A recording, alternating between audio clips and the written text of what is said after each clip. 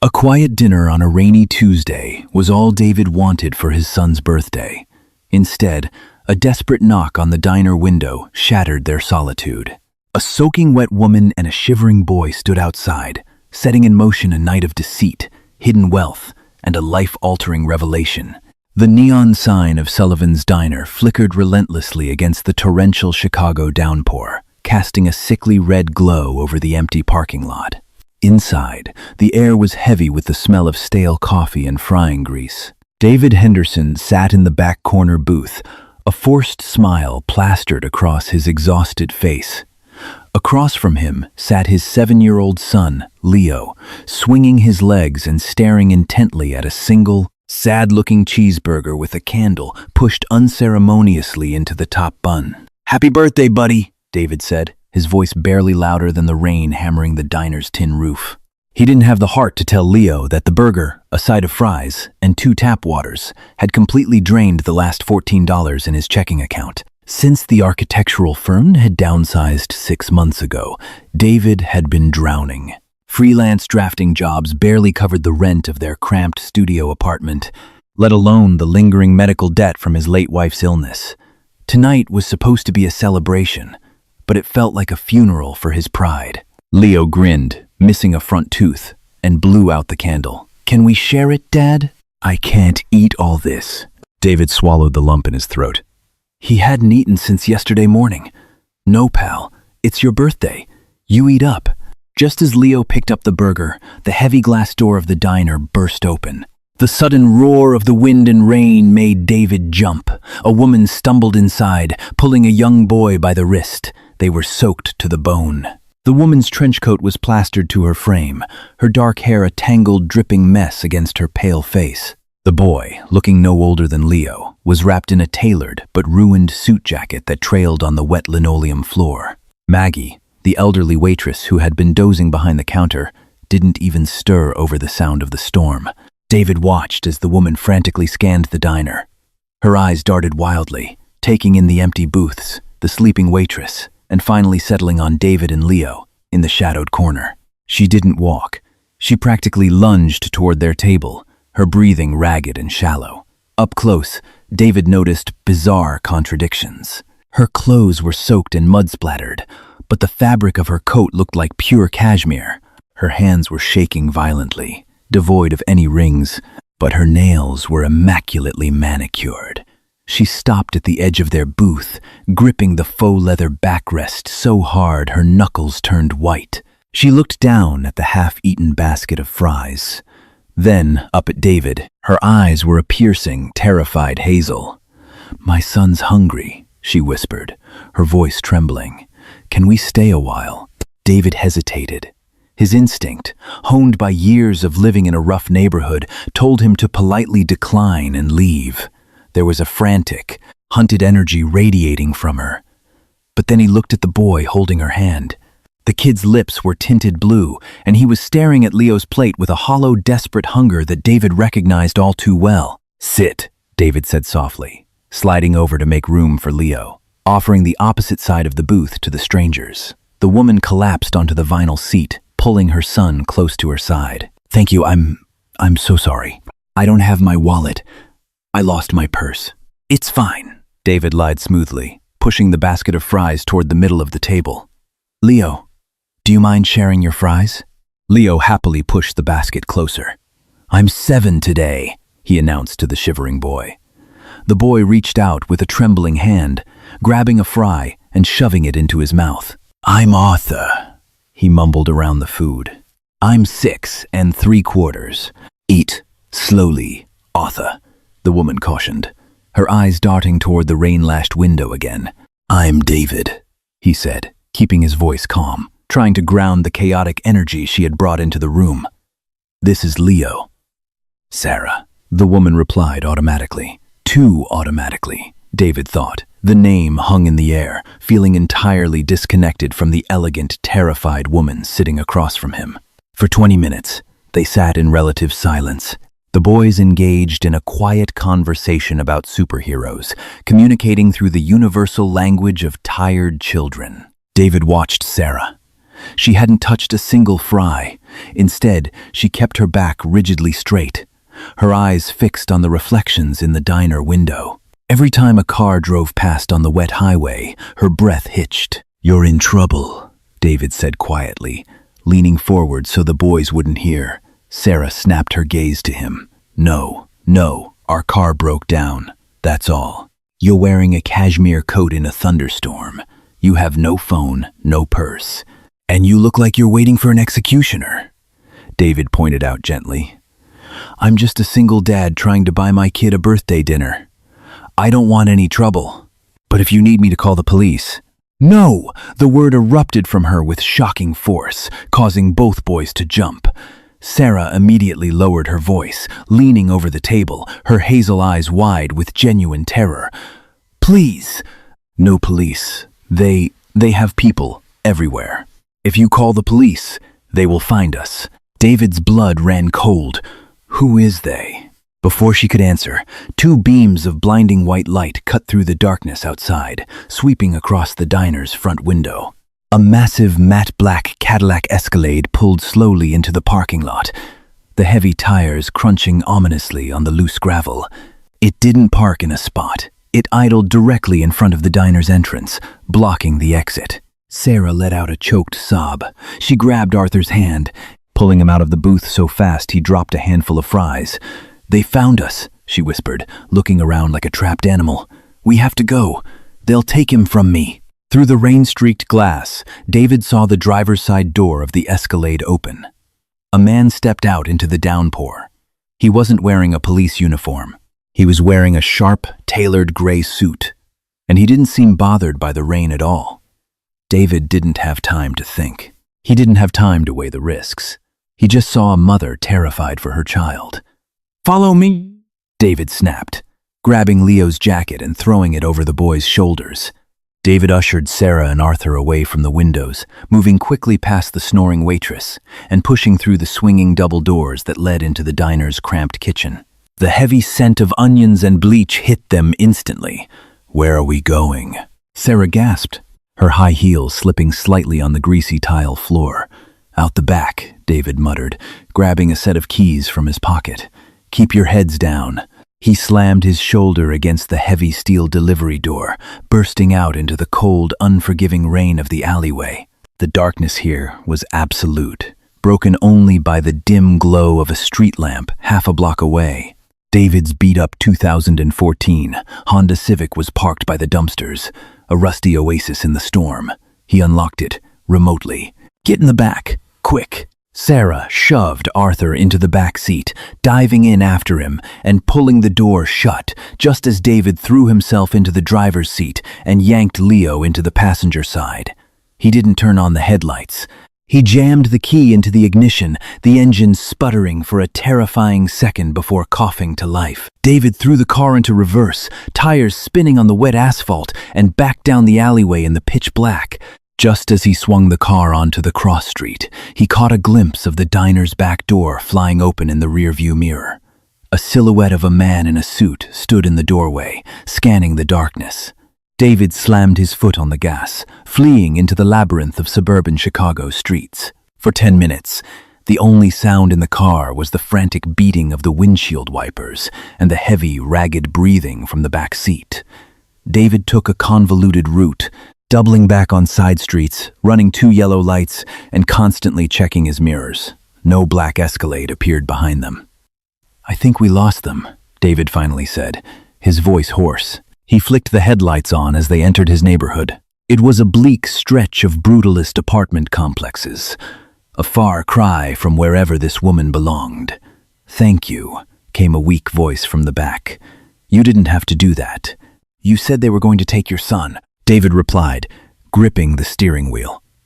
"I'm a father. I couldn't just sit there, but I need to know who is chasing you. The police? An abusive husband?" "Neither," Sarah whispered.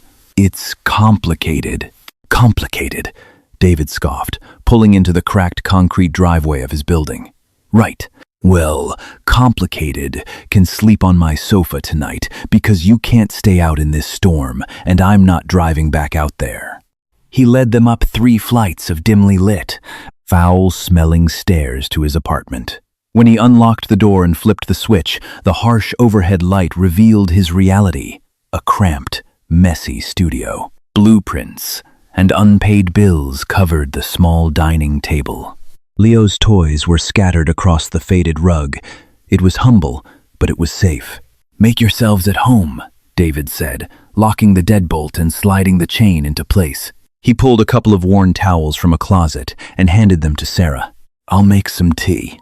As Sarah dried Arthur's hair, she slipped out of her ruined trench coat, draping it over a dining chair.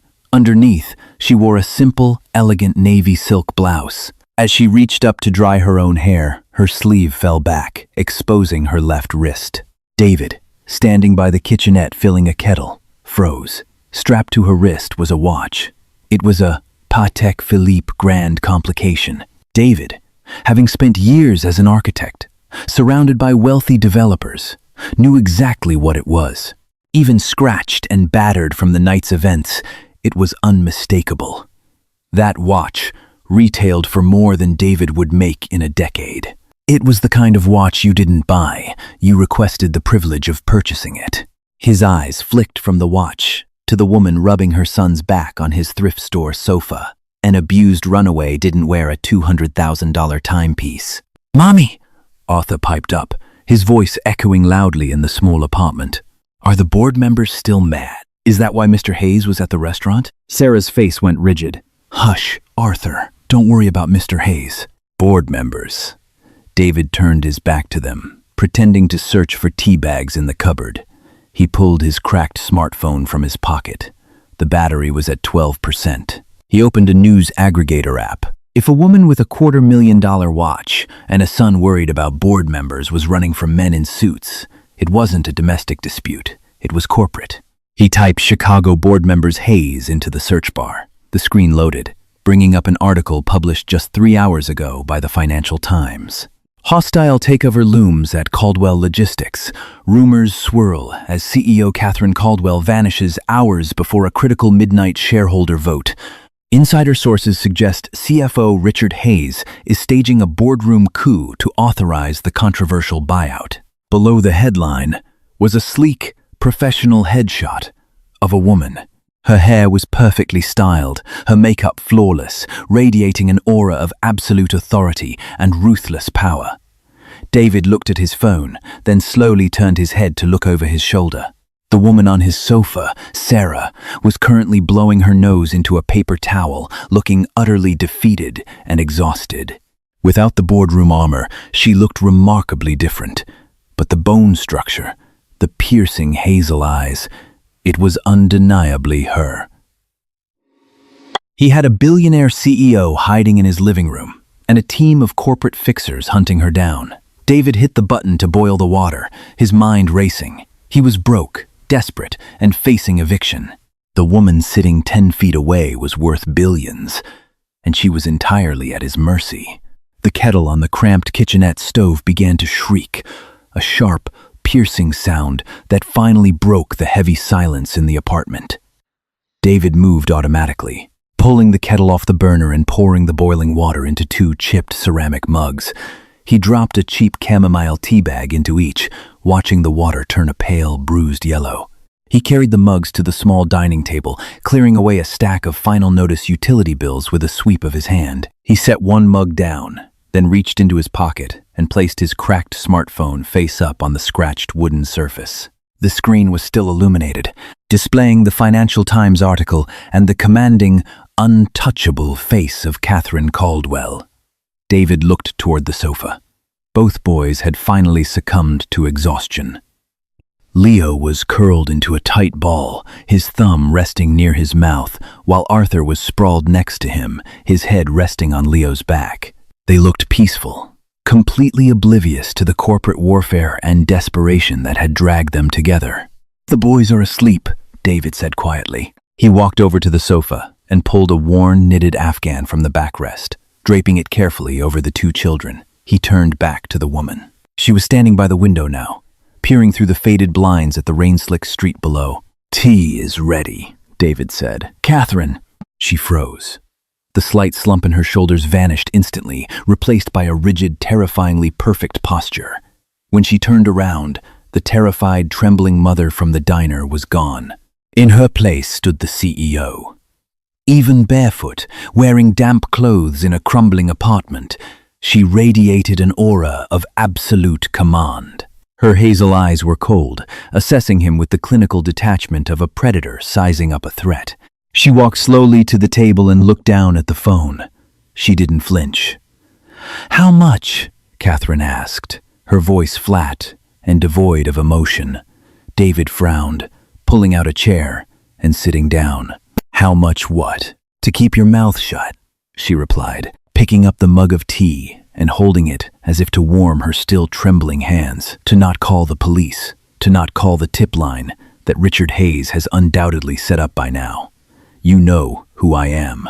You know my net worth. Name your price, David." David felt a sudden sharp flare of anger. He looked around his apartment at the peeling wallpaper, the empty refrigerator, the stack of medical bills from his wife's cancer treatments that had systematically destroyed his life. He needed money more than he needed oxygen, but the arrogance in her tone, the assumption that his morality was just another commodity to be bought and sold, stung bitterly. "I don't want your money," David said, his voice dangerously low. "I want to know why a billionaire is dragging her terrified 6-year-old son through a thunderstorm, hiding from men in an Escalade." Catherine studied his face for a long, silent moment. She was searching for the lie, the hidden agenda. Finding none, the CEO armor cracked, just a fraction. She sank into the chair opposite him, suddenly looking incredibly small. "Richard Hayes is my chief financial officer," Catherine began, her voice dropping to a harsh whisper. "My father built Caldwell Logistics from a single delivery truck into a global supply chain empire. When he passed away 3 years ago, I took over. Richard thought it should have been him. For 2 years, he's been quietly acquiring proxy votes, poisoning the board of directors against me." "The hostile takeover," David said, nodding toward the phone. "A leveraged buyout by Vanguard Apex, a ruthless private equity firm," Catherine corrected bitterly. "They don't want the company. They want our infrastructure. If the vote passes tonight at midnight, they will strip the company for parts, liquidate the assets, and fire 12,000 employees before Christmas. I have the votes to stop it. I spent the last month securing them." "So why are you here?" David asked, leaning forward. "Why aren't you in a boardroom crushing this guy?" Catherine let out a hollow, humorless laugh. "Because Richard didn't just stage a vote, he staged a coup. This afternoon, my private security detail was suddenly swapped out. The new guards wouldn't let me leave my office. Richard came in and slid a document across my desk. It was a psychological evaluation, signed by a very expensive, very corrupt psychiatrist, stating that the stress of the job had caused a severe psychotic break. It claimed I was in immediate danger to myself and my son. David's blood ran cold. He was going to have you committed." "A 72-hour involuntary psychiatric hold," Catherine whispered, her hands gripping the mug so tightly her knuckles popped. "Just long enough for me to miss the midnight vote. Once I was locked in a private clinic, he would assume temporary executive control, push the Vanguard Apex deal through, and the company would be gone by the time I was released. They even went to Arthur's private school to pick him up. They were going to put him in emergency foster care to prove I was unfit." David looked over at the sleeping boy on his sofa. The sheer sociopathic cruelty of the plan made him feel sick to his stomach. "I managed to get out of the building through the freight elevator before they locked it down," Catherine continued, her voice shaking slightly. "I grabbed Arthur from the school line before Richard's men arrived. I didn't have time to get my purse, my phone, nothing. I just ran. We got on a city bus, rode it until it terminated, and started walking. That's when the black Escalades started circling." She looked up at David, her eyes welling with tears she refused to let fall. "If they find me before midnight, they drug me, lock me up, and take my son. I have nothing, David. My accounts are frozen. My allies think I'm crazy. I have 2 hours to get to the Caldwell building on Wacker Drive, walk into that boardroom, and cast my deciding proxy votes. And I am sitting in a studio apartment with no car, no phone, and a small army of private mercenaries hunting me. Silence fell over the kitchen, broken only by the steady drumming of the rain against the window pane. It was 10:15 p.m. David looked at the stack of blueprints on his table. He looked at the medical bills. Then he looked at Catherine Caldwell. "Whacker Drive," David murmured, his eyes narrowing as a bizarre, impossible idea began to form in his mind. He stood up suddenly, moving to the corner of the room where dozens of cardboard tubes were stacked. He began pulling them out, checking the labels scrawled in black marker. "What are you doing?" Catherine asked, startled by his sudden energy. "When I was a junior architect at Sterling & Vance," David said, tearing the plastic cap off a tube. "We won a massive municipal contract. The city was updating the subterranean flood mitigation systems beneath the financial district." He pulled out a massive sheet of blue paper, rolling it out over the unpaid bills and anchoring the corners with the tea mugs. It was a dizzying schematic of lines, grids, and structural notes. "Chicago isn't just built on the ground, Catherine," David said, his finger tracing a thick white line across the blueprint. "It's built on a massive, forgotten network of freight tunnels, service access points, and abandoned sub-basements. They used them to deliver coal in the 1920s. Catherine stood up, leaning over the table. "I know about the freight tunnels. They're sealed off." "Not all of them," David corrected, a fierce, determined light in his eyes. He tapped a specific intersection on the blueprint. "Your headquarters, the Caldwell Building. 2 years ago, my firm was contracted to retrofit the foundational HVAC systems. We had to tie the new exhaust vents into the old city infrastructure." He looked up at her, meeting her hazel eyes. "Hayes has your front doors locked down. He has the loading docks watched. He probably has men in the lobby and the parking garage. But I guarantee you, his private security mercenaries do not know about the municipal service hatch located in the sub-basement of the abandoned textile factory next door, which connects directly to the Caldwell Building's lower elevator shafts." Catherine stared at him, her breath catching in her throat. For the first time all night, a glimmer of genuine hope pierced through her despair. "You know a way inside." "I don't just know a way inside," David said, grabbing a pencil and circling a point on the blueprint. "I designed the access corridor myself. I know the blind spots. I know how to bypass the electronic locks on the service elevators, because I installed the manual overrides." He checked his watch. 10:22 p.m. "We have an hour and a half," David said, his voice hardening into steel. "I can get you into that boardroom." Catherine looked at this broke, desperate single father. She had spent her life surrounded by Ivy League executives, ruthless lawyers, and billionaire investors. None of them possessed the sheer, raw competence of the man standing in front of her. "Why are you doing this?" she asked softly. "You have nothing to gain. If we get caught, Richard will destroy you." David looked over at his son, sleeping peacefully under the worn blanket. "Because a bully is trying to take your child, and because you're going to owe me a really, really big favor." Leaving the boys was the hardest part. David pounded on the door across the hall at 10:30 p.m. It swung open to reveal Mrs. Gable, a terrifyingly stern retired ER nurse who wore a floral housecoat like a suit of armor. "David, it is 10:30, she barked, a lit cigarette dangling from her lips. "Is the building on fire?" "Worse," David said. "Beatrice, I need you to watch Leo and his friend, Arthur, just for a few hours. Please, I wouldn't ask if it wasn't life or death." Mrs. Gable peered past him, her sharp eyes locking onto Catherine, who stood nervously in the hallway wearing David's oversized flannel shirt over her silk blouse. The older woman took a long drag of her cigarette, her eyes narrowing. "Trouble, Mrs.?" Gable asked. "The worst kind," David replied honestly. "Bring them in," she sighed, opening the door wider. "But you owe me fixing my radiator, David, and if you aren't back by morning, I'm making them eat oatmeal." With the children safe behind 3 deadbolts, David and Catherine plunged back into the storm. The drive downtown was a white-knuckle nightmare. The rain had flooded the lower streets, and the Honda Civic protested every deep puddle. The radio crackled with severe weather warnings, masking the tense silence inside the car. "Richard will have the executive floor locked down," Catherine said, staring at the windshield wipers. "Even if we get into the building, the 42nd floor requires a biometric scan to access." "I know," David said, gripping the steering wheel. "That's why we aren't taking the elevator to the 42nd floor." He killed the headlights as they approached Wacker Drive. The financial district was a canyon of glass and steel, slick with rain and bathed in the eerie orange glow of street lamps. The Caldwell building stood like a monolith against the stormy sky, its top floors lost in the low-hanging clouds.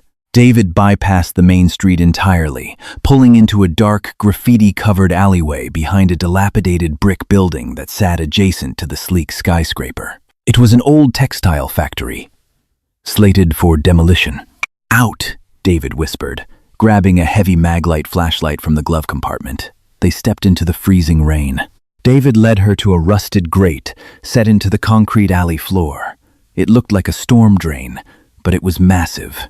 He jammed a crowbar he'd brought from his trunk under the lip of the heavy iron lattice. "Help me," he grunted, his boots slipping on the wet pavement. Catherine didn't hesitate. She grabbed the rusted iron with her bare hands, her perfect manicure immediately breaking against the rough metal. Together, they heaved. With a grinding shriek, the grate gave way, sliding back to reveal a pitch-black, yawning shaft. "Down we go," David said, clicking on the flashlight. The beam illuminated. A rusted iron ladder bolted to the brickwork, descending into the gloom. The descent was terrifying. The smell of rotting water and ancient dust filled their lungs. Catherine, shivering in the damp cold, climbed down step by step, her hands bleeding slightly from the rusted rungs. When they hit the bottom, they were standing in a brick-lined tunnel, ankle-deep in stagnant water. "This is the old freight system," David whispered, his voice echoing eerily. "Stay close." They waded through the darkness for what felt like an eternity. The only sound was the sloshing of the water and the distant, rhythmic thrumming of the city above them. Catherine, a woman accustomed to private jets and chauffeured cars, felt a strange sense of awe looking at David's broad back as he navigated the subterranean maze with absolute certainty. Finally, the brick gave way to modern concrete. They had reached the foundation of the Caldwell building. David stopped in front of a heavy steel utility door. Above it, a red security light pulsed slowly.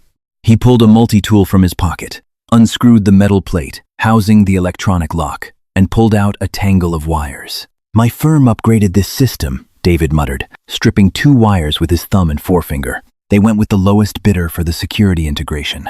"Big mistake." He crossed the wires. A loud clack echoed in the damp tunnel, and the red light turned green.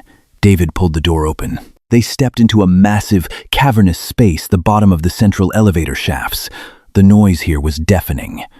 Massive steel cables hummed and whipped through the air as the elevators hundreds of feet above carried Hayes's men on their patrols. "We are underneath the service elevators," David yelled over the mechanical roar. He pointed his flashlight up, a dizzying vertical shaft lined with a metal maintenance staircase. "We have to climb." "To the 42nd floor?" Catherine gasped, looking up at the terrifying, seemingly endless ascent. "No," David said, a grim smile crossing his face. "To the 43rd. The climb was physical torture. The air grew thinner and hotter as they ascended the core of the building. Their muscles burned. Their lungs screamed for oxygen. At floor 20, Catherine stumbled, her knees giving out. David caught her, wrapping his arm around her waist, practically carrying her up the next 3 flights until she regained her footing. They didn't speak.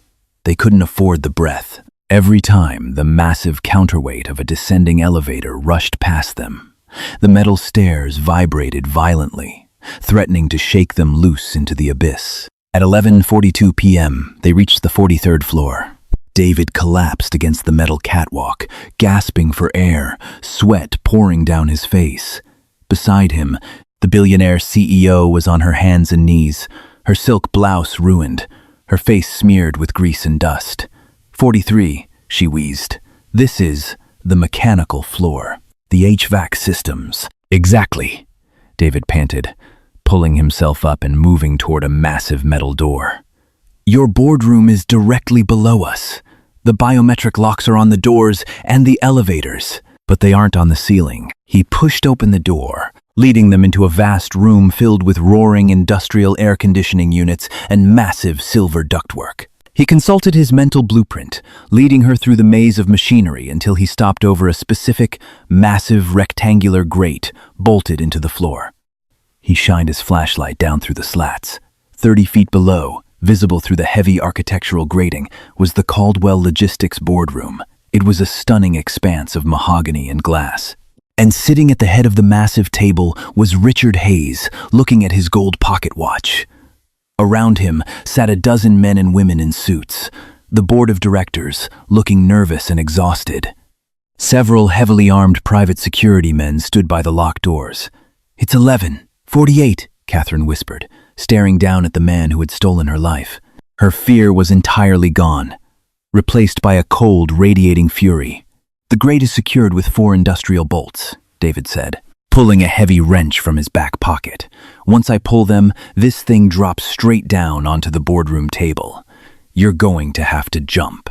Catherine looked at the 30-foot drop, then looked at David. "I'll catch you," he promised. He knelt down and fit the wrench over the first bolt. Just as he threw his weight against the heavy steel tool, a cold, metallic click sounded directly behind them. David froze, dropped the wrench. A harsh, gravelly voice commanded over the hum of the HVAC units. David slowly turned his head. Standing in the shadows of the ductwork was a massive man in a tactical vest, an assault rifle raised and pointed directly at Catherine's chest. The lead security mercenary had found them. "Mr. Hayes thought you might try the roof, Miss Caldwell," the mercenary sneered, stepping into the dim light. "He didn't think you'd crawl through the sewers like a rat." The man reached for the radio clipped to his shoulder. "Boss, I got her. 43rd floor mechanical. She's not alone." David looked at the wrench in his hand, then at the mercenary, then at the drop into the boardroom. The clock was ticking. Midnight was 12 minutes away. David slowly raised his hands. The heavy steel wrench still gripped tightly in his right fist. The mercenary's finger tightened on the trigger of the assault rifle. "Step away from the grate," the guard barked, the radio on his shoulder crackling with frantic static. David didn't move toward the guard. Instead, his eyes flicked to the massive silver pipe running directly behind the man's head, the primary liquid cooling line for the building's massive server farm. "I said move!" the guard yelled. David moved. He didn't drop the wrench. He hurled it with every ounce of his remaining strength. The heavy steel tool spun through the air, bypassing the mercenary entirely and violently impacting the high-pressure brass release valve on the cooling line. The valve sheared off with a deafening metallic crack. Instantly, a localized blizzard erupted.